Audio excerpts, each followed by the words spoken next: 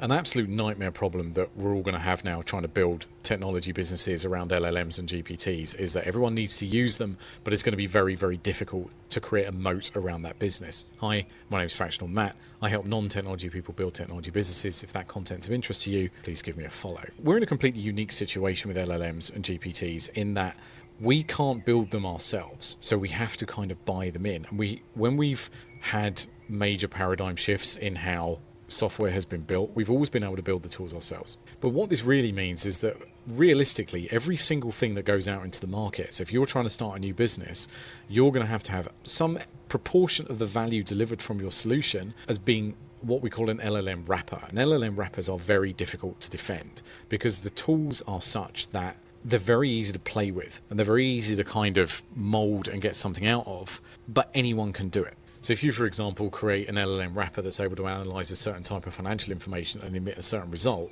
yeah, that might have taken you 10, 20 years of industry expertise and 2 weeks worth of work, but that is a low bar. It's a commodity bar. What this means is it's going to be incredibly difficult to create moats around that part of the value stack. So I think the way to get around this is that you generally need to get incredibly good at working with the tools outside of the product. Again, this is something we've never had to do before either. We've never had to kind of learn how something works generically and then put it into a more custom solution. So the way to look at this is we've tended to kind of go, look, we know we need to deliver this value to the customer. We need to build incrementally and get to that point. And when you do it, you've built up some decent IP and you're able to create opportunities to moat and protect that IP as you go.